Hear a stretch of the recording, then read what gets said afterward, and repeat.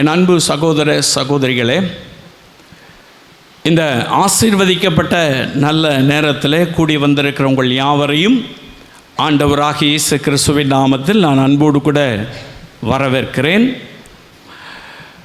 இந்த சோஷியல் மீடியாவின் மூலமாய் பார்க்கிற உங்கள் யாவரையும் ஆண்டவராகிய இயேசுவின் நாமத்தில் அன்போடு கூட நான் வரவேற்று தேவனுடைய வார்த்தைக்கு நேராய் நாம் கடந்து போகிறோம். பிரியமானவர்களே, இது ஒரு எழுப்புதலின் கூட்டம். எழுப்புதலின் காரியத்தை குறித்து தியானித்து ஜெபித்து கொண்டிருக்கிறோம். எழுப்புதல் காலத்தில் கர்த்தர் பலத்த காரியங்களை இன்றைக்கி தேசத்தில் ஆண்டவர் செய்ய வைத்திருக்கிறார். அநேக காரியங்களிலே ஜெபிக்க வைத்திருக்கிறார்.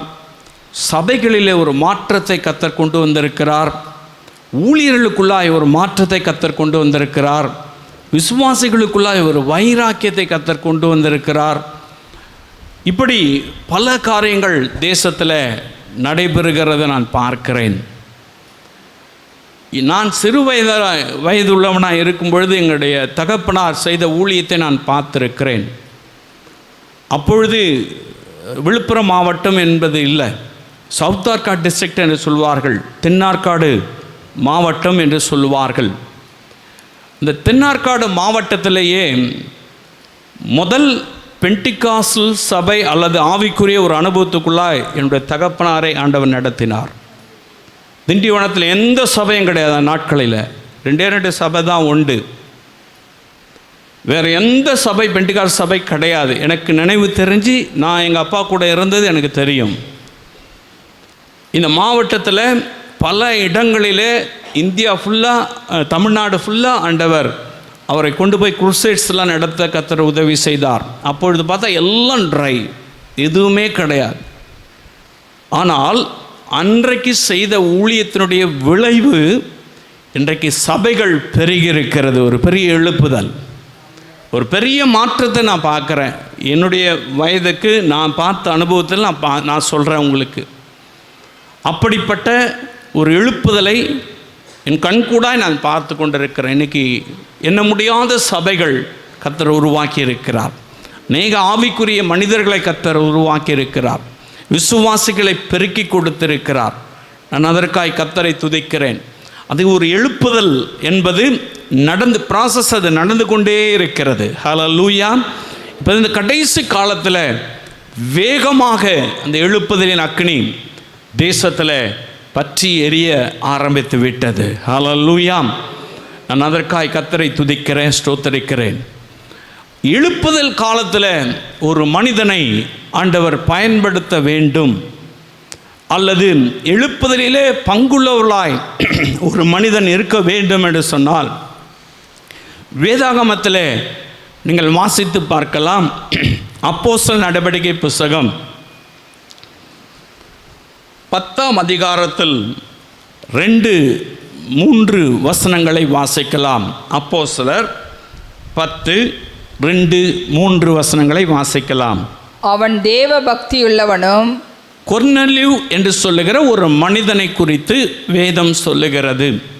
அவன் தேவ பக்தி உள்ளவனும், தன் வீட்டார் அனைவரோடும் தேவனுக்கு பயந்தவனுமாயிருந்து ஜனங்களுக்கு மிகுந்த தர்மங்களை செய்து எப்பொழுதும் தேவனை நோக்கி ஜெபம் பண்ணி கொண்டிருந்தான். பகலில் ஏறக்குறைய 9ஆம் மணி நேரத்தில் தேவனுடைய தூதன் தன்னிடத்தில் வரவும் கொர்நேலியுவே என்று அழைக்கவும் பிரத்யட்சமாய் தரிசனம் கண்டு. ஹல்லேலூயா. இந்த கொர்நேலியு என்று சொல்லுகிற ஒரு மனிதன் ஒரு இராணுவ வீரர், 100க்கு அதிபதியாய் இருக்கிறவன். அவன் ஒரு ஆண்டவரை ஏற்றுக்கொண்டவனும் அல்ல, ஒரு கிறிஸ்தவனும் அல்ல. எழுப்புதலின் காலத்தில் ஒரு சாதாரண ஒரு மனிதன், கர்த்தரை அறியாத ஒரு மனிதன் பிரத்யட்சமாய் தரிசனத்தை கண்டானாம். பிரத்யட்சமாய் அவன் ஒரு விஷன் பார்க்கிறான், ஒரு தரிசனத்தை கர்த்தர் காண்பிக்கிறார். பிரியமான அன்பு சகோதரனே சகோதரியே, எழுப்புதலின் காலத்தில் ஒவ்வொருவருக்கும் ஒரு தரிசனம் உண்டு. ஒவ்வொரு ஊழியத்துக்கும் ஆண்டவர் தரிசனத்தை வைத்திருக்கிறார். ஒவ்வொரு தனிப்பட்ட நபருக்கும் ஆண்டவர் தரிசனத்தை வைத்திருக்கிறார். அந்த தரிசனத்தை நிறைவேற்றுகிறவர் ஆவியானவர். இந்த தரிசனம் நிறைவேறுவதற்கு அல்லது இவனுக்கு தரிசனத்தை கர்த்தர் காண்பிப்பதற்கு, எழுப்புதலிலே அவனுடைய கண்கள் திறக்கப்படுவதற்கு காரணம் என்ன? முதல் பகுதியிலே நான் வாசித்து பார்க்கும் பொழுது அப்போஸ்தலர் 10:2 அவன் தேவ பக்தி உள்ளவனும் அவன் தேவ பக்தி உள்ளவனாய் இருந்தான். கடைசி கால எழுப்புதலிலே நீங்கள் பங்கு பெற வேண்டும் என்று சொன்னால் ஆண்டவர் தெளிவாய் நமக்கு சொல்லுகிறார், தேவ பக்தி உள்ளவர்களை தான் ஆண்டவர் கடைசி காலத்தில் பயன்படுத்த முடியும். மாயமாலமான காரியங்களை செய்கிறவர்களை கர்த்தர் பயன்படுத்த முடியாது. வெளியில் ஒரு வேஷம், உள்ளுக்குள்ள ஒரு வேஷம். ஒரு பாட்டே இருக்குது, சபையில் ஒரு வேஷம், வெளியில் போனால் ஒரு வேஷம். இது பக்தி அல்ல. பக்தி கர்த்தரை தேடுவது, கர்த்தருக்கு உண்மையாய் இருப்பது. எனக்கு அன்பானவர்களே, நீங்களும் நானும் பக்தி உள்ளவர்களாய் இருக்கும் பொழுதுதான் கர்த்தர் அந்த அபிஷேகத்தை கொடுப்பார்.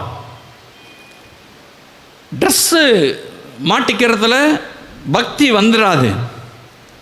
கலர் ட்ரெஸ்ஸு போட்டாலும் ஆவியானவர் தான். வெள்ளை ட்ரெஸ்ஸு போட்டாலும் ஆவியானவர் தான். அங்கி போட்டாலும் ஆவியானவர் தான். சூட்டு போட்டாலும் ஆவியானவர் தான். இதில் எந்த வித்தியாசமும் வராது. ஆவியானவர் ஒருவரே. எல்லார் மேலும் ஆவியானவர் பொழிந்திருக்கக்கூடிய காலம். சூட்டு போட்டவன் மேலே ஆண்டவர் ஆவியானவர் வரமாட்டேன் அப்படின்னு சொல்லலையே. அல்லது வெறும் பனியனோடு கூட இருக்கிறவன் மேலே ஆவியானவர் வரமாட்டான்னு சொல்லலையே. மாம்சமான யாவர் மேலும் என் ஆவியை ஊற்றுவேன் என்று கர்த்தர் வாக்கு தத்தம் செய்தார். பிரியமானவர்களே, நம்முடைய வாழ்வில் பக்தியோடு கூட இருக்கும் பொழுதுதான் கர்த்தர் இந்த அபிஷேகத்தை கொடுப்பார். கொர்நேலியு என்று சொல்லுகிற மனிதன் எந்த முகாந்திரமும் கிடையாது. அவனுக்கு இயேசுவை குறித்து தெரியாது. அவனுக்கு இயேசுவை குறித்து யாரும் அறிவிக்கல. ஆனால் அவன் தரிசனத்தை காண்கிறான். பாருங்க, அவன் மேல ஒரு அபிஷேகத்தை கர்த்தர் ஊற்றுகிறார். அவனுக்காக ஒரு மனிதன் பேதுருவை ஆண்டவர் ஆயத்தப்படுத்தி வைத்திருக்கிறார். அவனுக்கும் தரிசனத்தை கொண்டு வந்து கொடுத்து அவனை கொண்டு வருகிறார். அவனுக்காக ஜெபிக்கும் பொழுது அவங்க எல்லா அபிஷேகத்தில் நிரம்புறாங்க. முதல்ல யூதர்கள் அல்லாதவர்கள் அபிஷேகம் பெற்றாங்கனாக்கா அது அங்கதான். ஹல்லேலூயா. அதுதான் எழுப்புதல். எனக்கு அன்பான அன்பு சகோதரனே சகோதரியே, இந்த மனிதன் பக்தி உள்ளவனாய் இருக்கிறபடினாலே தான் பரிசுத்த ஆவியானவர் அவன் மேலே வந்து இறங்கினார். நான் ஏற்கனவே ஃபாஸ்டிங் ப்ரேயரில் பேசணும்னு நினைக்கிறேன். பக்தினா என்னான்னு சொன்னேன். ஹல்லேலூயா. என்ன பக்தினா என்ன மறந்துட்டீங்க? ஃபர்ஸ்ட் பாருங்க, 2 பேதுரு 2ஆம் அதிகாரம் 9வது வசனத்தை வாசிக்கலாமா? 2 பேதுரு 2ஆம் அதிகாரம் 9வது வசனம். கர்த்தர் தேவ பக்தி உள்ளவர்களை சோதனை நின்று ரட்சிக்கவும் அக்கிரமக்காரரை ஆக்கினைக்குள்ளாக நியாய தீர்ப்பு நாளுக்கு வைக்கவும் அறிந்திருக்கிறார். அதுக்கு முன்னாடி வசனம் வாசிக்கலாம். நாள்தோறும் அவருடைய அக்கிரம கிரியைகளை கண்டு அவருடைய அக்கிரம கிரியைகளை கண்டு கேட்டு நீதியுள்ள தன்னுடைய இருதயத்தில் வாதிக்கப்பட்ட நீதிமானாகிய லோத்தை அவர் ரட்சித்திருக்க பக்தி உள்ளவனை சோதனை நின்று ரட்சிக்கவும். எனக்கு அன்பானவர்களே, பக்தி என்பது சோதனை காலத்தில் கர்த்தர் நமக்கு கொடுக்கிற ஒரு டெஸ்ட்மனி அல்லது ஒரு சாட்சி அப்படி சொல்லலாம். அதில் தான் உங்களுடைய பக்தி விளங்க செய்வார். நல்லா இருக்கும் பொழுது ஒருவேளை ஆண்டவரை துதிக்கலாம், ஆண்டவரை ஸ்தோத்தரிக்கலாம். ஆனால் சில காலங்கள் நமக்கு கஷ்டங்கள், உபத்திரவங்கள், வேதனைகள் அப்படி வரும் பொழுது ஆண்டவரை விட்டு பின்மாற்றமாக போயிடுவோம் அல்லது ஜெபிக்க மறந்துடுவோம். அப்போ பக்தி போயிடும். அப்போ நம்முடைய மாம்சம்தான் மேலோங்கி இருக்கும். பிரியமானவர்களை, யோபு என்று சொல்லுகிற பக்தனை குறித்து வேதத்தில் வாசிக்கிறோம். யோபுவின் புஸ்தகம் 2ஆம் அதிகாரத்தில் 10வது வசனத்தை வாசிக்கும் பொழுது யோபு குறித்து சொல்லப்பட்டிருக்கு பாருங்க. அதற்கு அவன் நீ பைத்தியக்காரி பேசுகிறது போல பேசுகிறாய். தன் குடும்பத்தில் பேசுகிறா, தன் மனைவி சொல்கிறாங்க, ஆண்டவர் விட்டு நீ தூரமாக வந்துரு, தூஷித்து ஜீவனை விட்டுருங்க, எதுக்கு அப்படின்னு சொல்லிட்டு நீ ஏன் இப்படி கஷ்டப்பட்டுட்டு இருக்கீங்க அப்படின்னு சொல்லி ஆண்டவர் அந்த அம்மா சொல்கிறாங்க. அப்போ யோபு சொல்கிறார், வாசிக்கலாம். அதற்கு அவன் நீ பைத்தியக்காரி பேசுகிறது போல பேசுகிறாய். நீ பைத்தியக்காரி பேசுறது போல பேசுற. தேவன் கையிலே நன்மையை பெற்ற நாம் தீமையும் பெற வேண்டாமோ என்றான். இவைகள் எல்லாவற்றிலும் யோபு தன் உதடுகளினால் பாவம் செய்யவில்லை. ஹல்லேலூயா. அதுதான் பக்தி. எவ்வளவோ சோதனைகள் அவனுக்கு வந்தது, இழப்புகள் வந்தது, போராட்டங்கள் வந்தது, கஷ்டங்கள் வந்தது. தன் சொந்த குடும்பம், தன்னுடைய மனைவி அவரை நீங்கள் இதுக்கு மேலே இந்த உலகத்தில் இருக்க வேண்டாம், நல்ல எண்ணத்தோடு தான் சொல்லியிருக்கணும்னு நான் நினைக்கிறேன். எவ்வளோ கஷ்டப்பட்டுட்டீங்க, இதுக்கு மேலேயா அந்த உலகத்தில் நீ இருக்கணும், நீ செத்துப்போ அப்படின்னு சொல்லிட்டு சொல்கிற நேரத்தில் சொல்கிறாரு, அவரிடத்துல நன்மை பெற்றோம்ல, சில தீமைகளையும் பெற்றுக்கொள்ளணும். அவன் நாவினால என்ன பண்ணலையா, பாவம் செய்யவில்லை. அதுதான் பக்தி. ஹல்லேலூயா. பக்தி உள்ளவர்கள் என்று சொன்னால் வெளியரங்கமான வேஷத்தில் அல்ல, உள்ளத்தின் ஆழத்தில் இருந்து ஆண்டவர் என்ன காரியத்தை செய்தாலும் அக்செப்ட் பண்ணிக்கொள்றது தான் பக்தி. அதை ஒத்துக்கொள்வது தான் பக்தி. நல்லது செஞ்சிட்டா பக்தி ஆரம்பம். ஏதோ ஒரு காரியம் நமக்கு பிடிக்காதது நடந்துட்டா தூஷிக்க ஆரம்பிச்சிருவோம். அப்போ பாருங்க, நல்லா புரிஞ்சுக்கணும். இன்னைக்கு நம்முடைய வாழ்க்கையில் பக்தியாக இருக்கிறோம் அப்படின்னு சொன்னாக்கா அது வேஷம். ஆயக்காரனும் ஒருத்தருந்தான், அங்கே பார்த்தா பரிசேயனும் ஒருத்தருந்தான். நீங்கள் லூக்கா 18ஆம் அதிகாரத்தை வாசிக்க வேணாம், வாசித்து பார்த்தீங்கன்னா தெரியும். 2 பேரும் ஜெபம் பண்ண போகிறாங்க. அந்த பரிசேயன் தன்னுடைய பக்தியை குறித்து சொல்கிறான். ஆண்டவரே, நான் வாரத்தில் 2 வேளை 2 நாள் உபவாசம் எடுக்கிறேன், காணிக்கை கொடுக்கிறேன், தசமபாகம் கொடுக்கிறேன், ஆலயத்துக்கு நான் வரேன், எல்லா நியாய பிரமாணங்களை கை கொள்கிறேன்.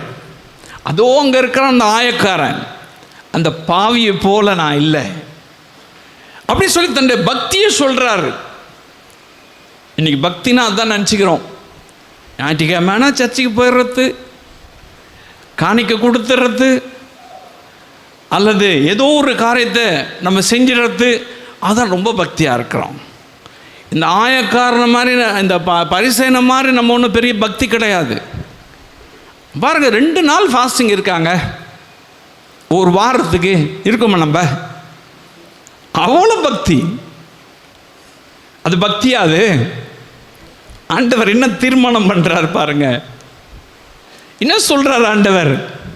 பாவியாகி என் மேல் கிருபையாருங்கன்னு சொல்லி அந்த ஆயக்காரன் சொன்னான் பாருங்க, அவன்தான் நீதிமான். ஹல்லேலூயா! அவன்தான் பக்தியானவன். நீ பக்தியானவன் கிடையாதுன்னு சொல்லிட்டு ஆண்டவர் சரியான தீர்ப்பு கொடுத்துட்டார். இன்னைக்கு நம்ம வாழ்க்கையில் ஆண்டவர் என்னை அபிஷேகம் பண்ணணும்னாக்கா அந்த வெளியரங்கமான வேஷத்தை எல்லாம் தூக்கி தூரம் எறிஞ்சிடணும்.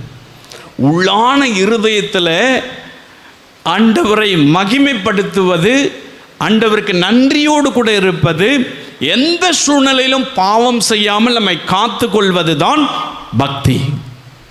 ஹல்லேலூயா! இது நம்மகிட்ட இருக்கா? அப்படிப்பட்டவர்களை தான் ஆண்டவர் கடைசி காலத்தில் பயன்படுத்துவார். கொர்நேலியுடைய வாழ்விலே அது இருந்தது. அவன் பக்தியாக இருந்தபடினால கர்த்தர் அவனுக்கு தரிசனத்தை கொடுத்து பேதுருவை அனுப்பி அவன் மேலே அபிஷேகத்தை கர்த்தர் ஊற்றினார். கடைசி காலத்தில் இந்த எழுப்புதலை நம்ம பயன்படணும்னாக்கா உண்மையான பக்தி நமக்கு இருக்கணும். ஹல்லேலூயா! 2வது காரியம் அவனுக்குள் காணப்பட்டது, வாசிக்கலாம். தன் வீட்டார் அனைவரோடும் தேவனுக்கு பயந்தவனுமாய் இருந்து போதும். ஹல்லேலூயா! தேவனுக்கு 2வது காரியம், அவன் தேவனுக்கு பயப்படுகிறவனாக இருந்தான். அதனால தான் அந்த அபிஷேகத்தை அவன் பெற்றுக்கொண்டான். ஹல்லேலூயா! முதல்ல அவன் பக்தியாக இருந்தான். 2வது தேவனுக்கு பயப்படுகிறவனாய் இருந்தான். கர்த்தருக்கு பயப்படுகிற மனுஷன்தான் இந்த அபிஷேகத்தை பெற்றுக்கொள்ள முடியும், கர்த்தர் பயன்படுத்த முடியும். தேவனுக்கு பயப்படுறது மாதிரி நடிக்கலாம், ஆனால் உள்ளத்தில் ஒரு பயம் கிடையாது. உள்ளத்தில் ரொம்ப ஆண்டவருக்கு பயப்படுற மாதிரி அப்படி வேஷம் போடலாம். அந்த வேஷம்லாம் ஆண்டவருக்கு தெரியும். அவருக்கு மறைவானது ஒன்றுமே கிடையாது. நான் ஏற்கனவே சொன்னது போல் உள்ளந்திரியங்களை ஆராய்ந்து அறிந்திருக்கிற தேவன். தேவனுக்கு பயப்படுகிற ஒரு மனுஷனை தான் கர்த்தர் அபிஷேகம் பண்ண முடியும். மல்கியா புஸ்தகத்தில் 3ஆம் அதிகாரம் 16ஆம் வசனத்தில் நீங்கள் வாசித்து பார்க்கும் பொழுது இந்த வேத பகுதி சொல்லுகிறது பாருங்க, வாசிக்கலாம். மல்கியா 3ஆம் அதிகாரம் 16ஆம் வசனம். அப்பொழுது கர்த்தருக்கு பயந்தவர்கள் ஒருவரோடு ஒருவர் பேசிக்கொள்வார்கள். கர்த்தர் கவனித்து கேட்பார். என்னவா? கர்த்தர் கேட்பார். கர்த்தர் கவனித்து கேட்பார். யார் பேசிக்கிறத? கர்த்தருக்கு பயந்தவர்கள், தேவனுக்கு பயந்தவர்கள், கர்த்தருக்கு பயந்தவர்கள் பேசத்த கர்த்தர் என்ன செய்வாராம்? கவனித்து கேட்பார். கர்த்தருக்கு பயந்தவர்களுக்காகவும் அவருடைய நாமத்தை தியானிக்கிறவர்களுக்காகவும் ஞாபக புஸ்தகம் ஒன்று, ஆமென், ஞாபக புஸ்தகம் ஒன்று அவருக்கு முன்பாக எழுதப்பட்டிருக்கிறது. 2 காரியத்தை தேவனுக்கு பயப்படுகிறவர்களுக்கு ஆண்டவர் செய்கிறார் பாருங்க. ஒருவரோடு ஒருவர் பேசிக்கொள்கிற, நீ என்ன சொன்னாலும் சார், நான் ஏற்கனவே சொன்னேன், கர்த்தருக்கு பயப்படுறவங்களுக்கு ஆண்டவர் கவனித்து சொல்லிடுவார். நீங்கள் பேசத்தை கர்த்தர் கவனிப்பாராம். 3வது நபர் உங்கள் நடுவில் இருக்கிறார். நீங்கள் அறியாத ஒருவர் உங்கள் நடுவில் இருக்கிறார். ஹல்லேலூயா! நீங்கள் பேசத்தை என்ன பண்ணுறாரா அவர்? நீங்கள் என்ன பேசினாலும் சரி, அது நல்லது பேசினாலும் சரி, கெட்டது பேசினாலும் சரி, அல்லது ஊழியக்காருக்கு விரோதமாக பேசினாலும் சரி, சபைக்கு விரோதமாக பேசினாலும் சரி, அது எந்த காரியத்தை பேசினாலும் சரி, கர்த்தர் கேட்பாராம். 2வது, தேவனுக்கு பயப்படுறதுக்கு முன்னாடி ஆண்டவர் முன்னாடி என்ன இருக்குதான்? ஞாபக புஸ்தகம் இருக்கான். அந்த புஸ்தகத்தில் எல்லாத்தையும் எழுதிடுவார். ஹல்லேலூயா! தேவனுக்கு பயப்படுகிற ஒரு மனிதனை கர்த்தர் எப்படி போஷிக்கிறார் பாருங்க, எப்படி கவனிக்கிறார் பாருங்க. எல்லா காரியத்தையும் கவனிக்கிறார். யார்னா எதிர்த்து பேசியிருந்தாக்கா அல்லது குற்றப்படுத்தி இருந்தாக்கா ஞாபக புஸ்தகத்தில் அது எழுதப்படும். நியாய தீர்ப்பு நாளிலே அந்த புஸ்தகத்தை தான் திறப்பார். ஹல்லேலூயா. அந்த புஸ்தகம் தான் திறக்கப்படும். கவனமா கேளுங்க. தேவனுக்கு பயப்படுகிறவன் தான் அபிஷேகத்தை பெற்றுக்கொள்ள முடியும். தியாலஜி படித்தவங்க மேலே அபிஷேகம் வந்துடும்னாக்கா அப்போ எல்லாருமே பெரிய கிஃப்டட் பர்சனாக இருப்பாங்க. அது நமக்கு தேவை, கட்டாயம் தேவை. அது ஒரு வழிகாட்டுதல், ஒரு முறை, அதெல்லாம் நமக்கு தேவை. ஒரு ஒழுங்கு, அதெல்லாம் தேவை. அட் த சேம் டைம் நீ தியாலஜியோ அதுவோ இதுவோ பிடிஓ டிடிஓ எது வேணாம் படிச்சுவிட்டு நீ தேவனுக்கு பயப்படாமல் இருந்தனாக்கா கர்த்தருடைய அபிஷேகம் உன் மேலே வராது. ஆவியானவர் உங்கள் மேலே இறங்க மாட்டார். எல்லாவற்றையும் அவர் கவனித்து கேட்கிறார். எல்லாவற்றையும் அவர் பார்த்து கொண்டு இருக்கிறார். கேட்கறது மட்டும் இல்லை, எழுதி வச்சிடுறார். நீங்கள் பக்தியாக இருக்கீங்களா? நீங்கள் தேவனுக்கு பயப்படுறீங்களா? தேவனுக்கு பயப்படுகிற மனிதனாக இருந்தபடினாலே தான் யோப்பா பட்டணத்தில் செசரியா என்று சொல்லுகிற ஒரு நகரத்தில் ஒரு மேல் மாடியில் ரெஸ்ட் எடுத்துட்டு இருந்த பேதுருவை கர்த்தர் ஒரு தரிசனத்தை காண்பித்து வானத்திலிருந்து ஒரு துப்பட்டி இறங்குகிறதையும் 4 மூலைகள் கட்டப்பட்டிருக்கிறதையும் அதிலே எல்லா ஜீவராசிகள் இருப்பதையும் அதை அடித்து புசின்னு சொல்லி ஆண்டவர் ஒரு வார்த்தை கொடுத்து தரிசனத்தை கொடுத்து அவனை தேடி வருகிற ஜனத்துக்கிட்ட என்ன ஏதுன்னு கேட்காத போ அப்படின்னு சொல்லி கட்டளை கொடுத்து அனுப்பினார். ஹல்லேலூயா. எனக்கு அன்பான அன்பு சகோதரனே சகோதரியே, இந்த கடைசி கால அபிஷேகம் வேணும்னாக்கா உண்மையாகவே கர்த்தருக்கு பயப்படுகிற பயம் இருக்கணும். கர்த்தருக்கு பயப்படுகிற பயம் இருந்தாதான் கர்த்தர் அந்த அபிஷேகத்தை கொடுப்பார். லபலபன் கர்த்தரத்தில் ஒன்றும் கிடையாது. இது எமோஷனில் பேசுறதுல ஒன்றும் கிடையாது. கர்த்தருக்கு பயப்படுகிறவனுக்கு தான் ஆவிக்குரிய விதமாய் கர்த்தர் இந்த கிருபைகளை கொடுப்பார். அவனை தான் ஆண்டவர் பயன்படுத்துவார். அவன் மேலே தான் விசேஷித்த அபிஷேகத்தை கர்த்தர் கொடுப்பார். ஹல்லேலூயா. அப்போ நமக்கு அந்த அபிஷேகம் வேணும்னாக்கா நம்ம எப்படி ஆண்டவருக்கு பயப்படுறோம்? எப்படி கர்த்தருக்கு பயப்படும் பயம் எங்கே? அப்போ நம்ம ஆண்டவருக்கு பயப்பட நம்ம ஒப்பு கொடுக்கணும். அப்போ தான் இந்த அபிஷேகத்தை கர்த்தர் கொடுப்பார். கொர்நேலியு கர்த்தருக்கு பயம்தான். மூன்றாவது காரியம் கொர்நேலியு குறித்து அதே வேதாகமத்தில் வாசிக்கலாம். அதே 10ஆம் அதிகாரம், அப்போஸ்தலர் 10ஆம் அதிகாரம் 2ஆம் வசனத்தில் ஜனங்களுக்கு மிகுந்த தர்மங்களை செய்து, ஜனங்களுக்கு மிகுந்த தர்மங்களை செய்தான். மூணாவது, ஆண்டவருக்கு மிகுந்த தர்மம்னா பிடிக்கும். காணிக்க கொடுக்கறத சொல்லலை, இங்க தசம பாகம் கொடுக்கறத சொல்லலை, ஹெல்ப் பண்ணுறத சொல்ற, தர்மம் பண்ணுறது. இவன் மிகுந்த தர்மங்களை செய்தானா.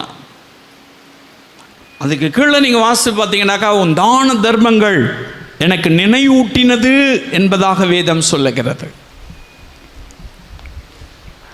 தான தர்மங்கள் அந்த அபிஷேகத்தை பெற்றுக்கொள்வதற்கு அவனை தகுதியுடையவனாய் மாற்றினது. கையை இறுக்கி பிடிச்சிக்கினாக்கா உனக்கு அபிஷேகமும் கிடைக்காது, எழுப்புதல் ஆண்டவர் பயன்படுத்தவும் முடியாது. கையை தர தானம் தர்மம் பண்ணணும். நம்ம அநேகருக்கு உதவி செய்யணும், அது சரியா செய்யணும், சரியான முறையில் உதவி செய்யணும். அப்படி உதவி செய்கிறவர்களுக்கு தான் கர்த்தர் அந்த அபிஷேகத்தை கொடுப்பார். அவன் தான தர்மம் செய்தாராம். நம்ம என்ன செய்யணும் தெரியுமா? எல்லாத்தையும் கணக்கு பார்க்குறோம். ஆண்டவர் கொடுக்கறதுக்கு கூட பில்லு வச்சுருப்பாங்க. இவ்வளோ கொடுத்தேன், இந்த வருஷத்தில் இவ்வளோ கொடுத்துருக்குறேன், அந்த வருஷத்தில் நீங்கள் கணக்கு வச்சிங்கனாக்கா முடிஞ்சு கதை. அவரும் கணக்கு வச்சிருவார். இந்த கைக்கு கொடுக்கறது இந்த கைக்கு தெரியக்கூடாது. கணக்கு எழுதி வைப்பாங்க சிலர். இந்த ஊழியக்காருக்கு இவ்வளோ கொடுத்தேன், இந்த ஊழியத்துக்கு இவ்வளோ கொடுத்தேன், இந்த சபைக்கு இவ்வளோ கொடுத்தேன். இந்த கணக்கு எழுதுனீங்கன்னா கர்த்தர் ஞாபக புஸ்தகத்தில் அதை எழுதிடுவார். முடிஞ்சு கதை. அந்த தவறை நீங்கள் செஞ்சீங்கன்னாக்கா உங்களுடைய தான தர்மங்கள் வீணாயிடும். அதில் கணக்கு பார்க்கவே கூடாது, மறந்துடணும். அது கர்த்தருக்காக செய்கிறது, நீங்கள் மறந்துடணும். அப்படிப்பட்டவர்கள் மேலே தான் இந்த அபிஷேகம் நிலைத்து நிற்கும். அப்படிப்பட்டவர்கள் மேலே தான் கர்த்தர் அந்த அபிஷேகத்தை அளவில்லாமல் ஊற்றுவார். நீங்கள் பாருங்கள், நிறைய பேருடைய வாழ்வில் ஆண்டவரிடத்திலிருந்து ஆசீர்வாதத்தை நம்ம பெற்றுக்குவோம், விடுதலை பெற்றுக்குவோம், ரட்சிப்பை பெற்றுக்குவோம், ஆசீர்வாதத்தை பெற்றுக்குவோம், எல்லாவற்றையும் பெற்றுக்கொள்வோம். ஆனால் கொடுக்க மாட்டோம். வாங்குகிறதை பார்க்கலும் கொடுக்கிறது தான் பாக்கியம். தான தர்மம் பண்ணணும், தாராளமாய் பண்ணணும். பிசினித்தனம் பண்ணாக்கா இன்னும் இழுக்கத்தான் இழுத்துட்டு போயிடும். பிரியமான அன்பு சகோதரனே சகோதரியே, உங்களுக்கு அபிஷேகம் வேணும்னாக்கா 2 அங்கி உடையவன் ஒரு அங்கியை கொடுத்துரு. உனக்கு இருக்கிறத கொடு, தானம் தர்மம் பண்ணு. கடைசி காலத்தில் கர்த்தர் உன்னை வல்லமையாய் பயன்படுத்துவார். ரொம்ப ஒரு மிலிட்ரி ஆஃபீஸர் அவ்வளோதான் ஜஸ்ட்டு. ஆனால் மிகுதியான தான தர்மங்களை பண்ணானா. அதனால தான் ஆண்டவர் தரிசனத்தை கொடுத்தார், அபிஷேகத்தை கொடுத்தார். கடைசி காலத்தில் உங்களை பயன்படுத்தணும். இல்லை ஒன்றும் சேர்த்து வச்சு ஒன்றும் நமக்கு நடக்க போகிறது கிடையாது. எல்லாத்தையும் இங்கே தான் விட்டுட்டு போகிறோம். ஒன்றும் கொண்டு வந்ததில்லை, ஒன்றும் கொண்டு போகிறதும் கிடையாது. எதுக்கு இவ்வளோ பிரயாசம்? ஆண்டவருக்காக எதாவது செய்யலாமே. ஆண்டவருக்காக நீங்கள் எதாவது செய்யணுன்னாக்கா தாராள மனசோடு கூட நீங்கள் இருக்கும் பொழுது தான் கர்த்தர் உங்களை அபிஷேகம் பண்ணுவார். ஒரு ஓப்பன் ஹார்ட் இருக்கணும், தாராள மனசு இருக்கணும். அதில் கணக்கு பார்த்துக்கிட்டு அதில் இப்படி ஆகிடும், அப்படி ஆயிடுச்சு, இவ்வளோ போயிடுச்சு, அவ்வளோ போயிடுச்சு, அந்த மாதிரி நினச்சோம்னாலே கொடுக்காதீங்க. அதோட கொடுக்காம இருக்கிறது நல்லது. ஆண்டவருடைய நாமத்தை மையப்படுத்த நீங்கள் தானம் தர்மம் பண்ணும் பொழுது கர்த்தர் அந்த அபிஷேகத்தை கொடுப்பார். இந்த கொர்நேலியுடைய குவாலிட்டியே ஆண்டவருடைய வசனம் சொல்லுகிறது. அவன் மிகுதியாய் தானம் தர்மம் பண்ணினான். ஹல்லேலூயா. அவன் மேலே தான் கர்த்தர் அந்த அபிஷேகத்தை கொடுத்தார், அபிஷேகத்தை ஆண்டவர் போட்டார். ஹல்லேலூயா. 4வது ஒரு காரியத்தை நான் சொல்லி முடிக்கிறேன். அவன் எப்படிப்பட்டவனா இருந்தானா? எப்பொழுதும் தேவனை நோக்கி ஜெபம் பண்ணி கொண்டிருந்தான். தேவனை நோக்கி ஜெபம் பண்ணி கொண்டிருந்தான். ஹல்லேலூயா. 4வது காரியம் பாருங்க, அவன் மேலே ஏன் ஆண்டவர் அபிஷேகத்தை கொடுக்கணும், ஏன் ஆவியானவர் அவன் மேலே ஊற்றப்படணும்? கடைசி காலத்தில் ஜெபம் பண்ணுறவங்க மேலே தான் கர்த்தர் அந்த அபிஷேகத்தை ஊற்றுவார். அவன் எப்பவும் ஜெபம் பண்ணிட்டு இருந்தானா. அவனுக்கு குடும்பம் இருந்தது, குட்டிகள் இருந்தாங்க, உறவினர்கள் இருந்தாங்க, அவனுக்கு வீடு இருந்தது, வாசல் இருந்தது, வேலை இருந்தது, எவ்வளோ காரியங்கள் அவனுக்கு இருந்தது. ஆனால் எப்பொழுதும் தேவனை நோக்கி ஜெபிக்கிற ஒரு மனிதனாக இருந்தான். ஹல்லேலூயா. அவன் மேலே தான் கர்த்தர் அந்த அபிஷேகத்தை கொடுத்தார். இன்னைக்கு ஆண்டவர் வல்லமையான பயன்படுத்தணும்னு விரும்புகிறோம்ல, ஆண்டவருக்காக எதையாவது செய்யணும்னு விரும்புகிறோம் இல்லை, ஆண்டவருடைய சமூகத்தில் ஜெபிக்கிறோமா? ஜெபிக்கிற மனுஷனுக்கு தான் இந்த அபிஷேகத்தை கர்த்தர் கொடுப்பார். நான் பாருங்க, ஜெப வேலை என்பது நமக்கு எல்லாம் பண்ணிடுவோம், ஆனால் ஜெபிக்கணும் அப்படின்னு சொன்னாங்க ரொம்ப கஷ்டமாக இருக்கும். அப்போ தான் தூக்கம் வரும், அப்போ தான் பார்த்தீங்கன்னா ரொம்ப டயர்டாக இருக்கும். அப்போ தான் ஏதோ ஒரு சோதனை வந்துடும், சிக்காயிடும். என்னால் முடியல, ஜெபம் பண்ண முடியல. செத்தாலும் பரவாயில்ல, ஜெபம் பண்ணுங்க, பரலோகத்துக்கு போயிடுவீங்க. அதுக்கு தானே நம்ம ஓடுறோம். ஜெபம் பண்ணுவதற்கு தடையாக எந்த காரியமும் இருக்கக்கூடாது. ஜெபம் பண்ணுற மனிதனை தான் கர்த்தர் கடைசி காலத்தில் பயன்படுத்துவார். இந்த கடைசி காலத்தில் நீங்கள் பயன்படுத்தப்பட வேண்டும் சொன்னாக்கா, ஆண்டவர் உங்களை வழிநடத்த வேண்டும், இந்த அபிஷேகம் வேணும் சொன்னாக்கா, எப்பொழுதும் ஜெபிக்கிற ஒரு மனிதனாய் நான் மாறணும். ஜெபம் பண்ணுறோமா? ஜெபம் பண்ணுறோமா? பாருங்க, இனி இந்த ஆசீர்வாதம், இந்த கொடுக்குறாரு, அது கொடுக்குறாரு, இந்த வீடு வாசல் இதெல்லாம் விட்டுருங்க, வேண்டாம். அதெல்லாம் ஆண்டவர் தேவையானது தருவார். அதுக்காக ஒரு ஜெபம்லாம் வேணாம். தேசத்தின் எழுப்புதலுக்காக ஜெபிக்கணும், அழிந்து கொண்டிருக்கிற ஆத்துமாக்களுக்காக ஜெபிக்கணும். ஜெபம் தேவ சமூகத்தில் எப்பொழுதும் ஜெபிக்கிற ஒரு மனிதனாக இருக்கணும். இடைவிடாமல் ஜெபம் பண்ணுங்கன்னு சொன்னார்ல, ஆவியில் நிரம்பி ஜெபிக்கணும். ஹல்லேலூயா. அவங்கள தான் ஆண்டவர் பயன்படுத்த முடியும். இவர் எப்படி பயன்படுத்துகிறார் பாருங்க. அவங்க குடும்பத்தார் அனைவரோடு கூட வந்து ஜெபம் பண்ணுறாரு. அப்படி ஜெபம் பண்ணும்போது பேதுரு வந்து பேசிட்டே இருக்காரு. அப்படி பேசிட்டே இருக்கும் பொழுது பாருங்க, ஆவியானவர் வந்து இறங்குறார். வாசி பார்க்கலாம், அப்போஸ்தலர் நடபடிக்கை புத்தகத்தில்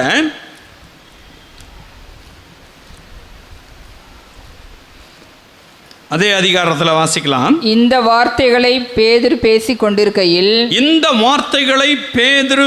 கொண்டிருக்கையில் வசனத்தை கேட்டவர்கள் யாவர் மேலும் பரிசுத்த ஆவியானவர் இறங்கினார். அவர்கள் பல பாஷைகளிலே பேசுகிறதையும் தேவனை புகழ்கிறதையும் பேதுருவோடு கூட வந்திருந்த விருத்த சேதனமுள்ள விசுவாசிகள் கேட்கும் பொழுது பரிசுத்த ஆவியின் வரம் புறஜாதிகள் மேலும் பொழிந்தருளப்பட்டதை குறித்து பிரமித்தார்கள். ஹல்லேலூயா. அவன் எப்போ ஜெபம் பண்ணிக்கிட்டு இருக்கபடினால தன்னுடைய குடும்பத்தார் எல்லாரும் கூட்டி சேர்க்கிறான் பாருங்க. அப்போ பாருங்க, எல்லாரும் கூட்டி சேர்த்து அங்கே பேதுருவை அங்கே பிரசங்கம் பண்ண வைக்கிறார். பேதுரு வந்து அங்கே பிரசங்கம் பண்ணுறார். அப்படி பிரசங்கம் பண்ணிக்கிட்டே இருக்கும் பொழுது அங்கே கூடி வந்தாங்க பார்த்தீங்களா, எல்லார் மேலும் ஒரு அபிஷேகம். ஹல்லேலூயா. அபிஷேகம் வந்த உடனே என்ன நடக்குது? பற்பல பாஷைகளை பேசுனாங்க, பல பாஷை, அந்நிய பாஷையை பேசினாங்க. ஹல்லேலூயா. டங்ஸ்ல பேசினாங்க. அப்படி பேசும் பொழுது யூதர்களுக்கு ஒரே ஆச்சரியம். விருத்த சேதனம் உள்ளவர்கள் மேலே தானே ஆவியானவர் இறங்கினாரு. இப்போ இவங்களாம் விருத்த சேதனம் இல்லாதவங்களாச்சே, இவங்க மேலேயும் ஆவியானவர் இறங்கிட்டாரு. பேதுரு சொல்கிறார், அதுக்கப்புறம் வசனங்களை எனக்கு தெரியாது, ஆண்டவர் சொன்னார், நான் போனேன், ஊழியத்தை செஞ்சேன், ஆண்டவர் இறங்கும் பொழுது நான் எப்படி தடுக்க முடியும்? ஹல்லேலூயா. இந்த ஒரு மனுஷனால தான் புறஜாதி மக்களாகிய எல்லார் மேலேயும் கர்த்தர் அபிஷேகத்தை கொடுத்தார். ஹல்லேலூயா. எல்லார் மேலேயும் அபிஷேகம் கொடுத்தார். இந்த ஒரு மனுஷனுடைய கேரக்டர், இந்த ஒரு மனுஷன் மூலமாகத்தான் தேசத்தில் இன்னும் எழுப்புதல், இன்னும் ஆவியானவர் எல்லார் மேல ஊற்றி கொண்டிருக்கிறார், இன்னும் வாக்குத்தத்தங்கள் நிறைவேறுகிறது. இந்த ஒரு மனுஷனுடைய கேரக்டர், அவன் பக்தி உள்ளவனாயிருந்தான், தேவனுக்கு பயப்படுகிறவனாயிருந்தான், அவன் மிகுந்த தான தர்மங்களை பண்ணுகிறவனாயிருந்தான், அவன் எப்பொழுதும் ஜெபம் பண்ணுகிறவனாயிருந்தான். இவனை தான் கர்த்தர் தெரிந்து கொண்டு அவன் மேலதான் கர்த்தர் முதல்ல ஆவியானவர் பலத்த காரியத்தை செய். பயம் கண்டா ஓடி ஒளியறது. கடன்காரனை கண்டு பயப்படுறீங்க.